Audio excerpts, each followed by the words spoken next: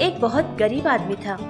जो कुछ भी काम उसको गांव में मिलता था वो छोटा बड़ा नहीं जानकर सारे के सारे काम कर लिया करता था और बहुत कुछ पैसे भी कमा लिया करता था। नंदू की पत्नी सीता और उसके 2 छोटे छोटे से बच्चे थे। नंदू अपने पत्नी और बच्चों के साथ बहुत खुश रहा करता था, क्योंकि नंदू की पत्नी भी बहुत ही अच्छे और सच्चे मन की लड़की थी। कभी नंदू से ये नहीं कहती थी कि उसे ये चाहिए वो चाहिए या फिर कुछ और चीजें मांगना, घर के लिए कुछ करना, ये कुछ भी वो नहीं सवाल करती थी, जिससे नंदू का परिवार बहुत खुश रहा करता था।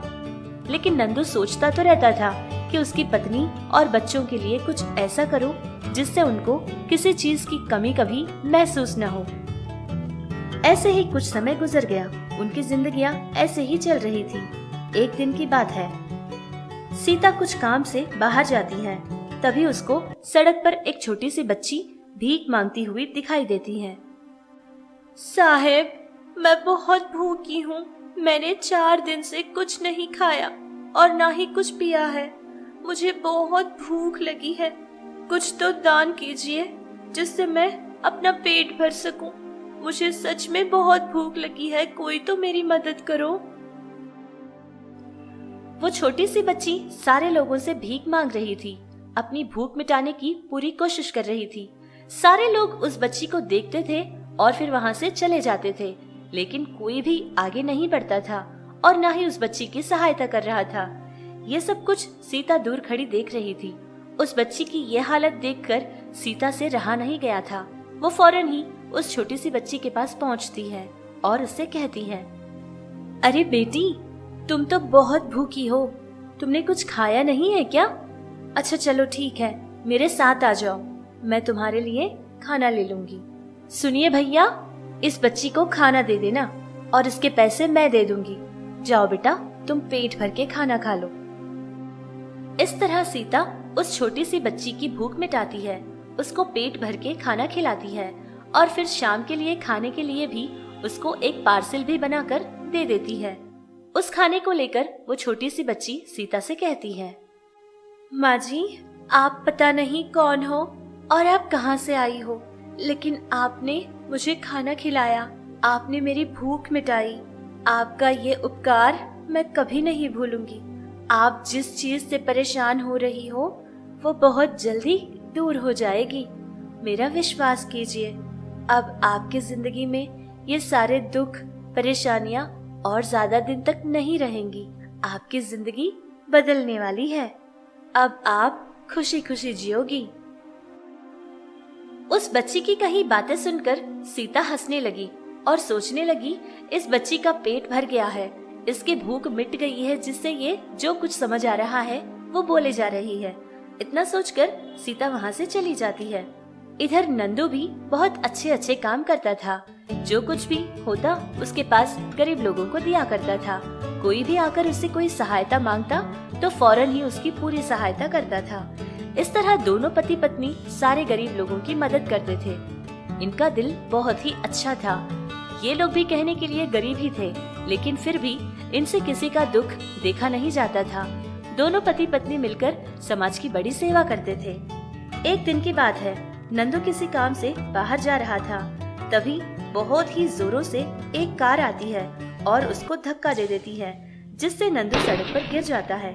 नंदू के सर पर बहुत चोट आई थी और उसका एक हाथ और एक पांव तो पूरी तरह से टूट चुका था, जिससे वो बहुत जख्मी पड़ता है और फिर लोगों ने उसको अस्पताल पहुंचाया था। डॉक्टर ने सारी जांच करके आकर बताया, देखिए, इनको बहुत ज्यादा चोटें आई है। नसीब की बात ये है कि इनके सर पे जो चोट लगी है वो बस बाहर वाली चोट है, अंदरूनी चोट इनको नहीं लगी है। लेकिन हाँ, इनका एक पैर और एक हाथ टूट चुका है, जिससे उनको ठीक होने में थोड़ा समय लग जाएगा। कुछ महीने तक तो इनको पूरा आराम दीजिए। अगर ये आराम नहीं करेंगे तो इनकी तबीयत ठीक नहीं होगी। और हाँ, जब तक ये आराम करते रहेंगे तब तक इनको कोई दूसरा काम भी नहीं करना है। डॉक्टर की ये बात सुनकर दोनों पति पत्नी की सांस रुक जाती है, क्योंकि उनका घर अगर ये लोग काम नहीं करेंगे तो घर भी नहीं चलेगा। इस बात से बहुत ही चिंतित होकर घबराने लगते हैं। अरे ये क्या, कुछ महीनों तक आप चारपाई से उतर नहीं पाओगे। अगर ऐसा रहेगा तो हमारा घर, हमारा परिवार कैसे चलेगा। मैं एक काम करती हूँ, मैं ही कुछ और काम ढूंढने की कोशिश करूंगी, शायद हमें कुछ पैसे मिल जाए। अरे लेकिन सीता, तू क्या कर सकेगी घर के लिए? मेरी परिस्थिति ऐसी हो जाएगी ये मैंने कभी सोचा नहीं था। अब पूरे परिवार की जिम्मेदारी तू अकेली कैसे संभालेगी सीता? मैं पूरी तरह से टूट चुका हूँ सीता। मैं कुछ नहीं कर पाता, क्या करूं? कुछ समझ नहीं आ रहा है। सारी जिम्मेदारी तेरे जिम्मे कैसे छोड़ दूं? अरे ये आप कैसी बातें कर रहे हो? आप बिल्कुल घबराना मत, भगवान है ना, कोई ना कोई रास्ता जरूर बताएगा। आप बस बिना चिंतित आराम कीजिए।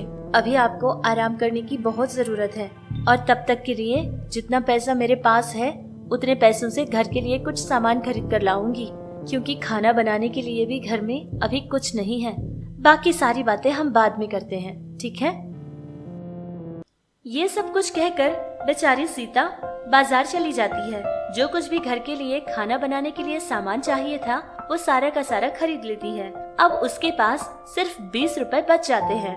वो घर वापस आ रही थी, तब उसने देखा कि वो छोटी सी बच्ची फिर से सड़क पर खड़ी हुई भीख मांग रही थी।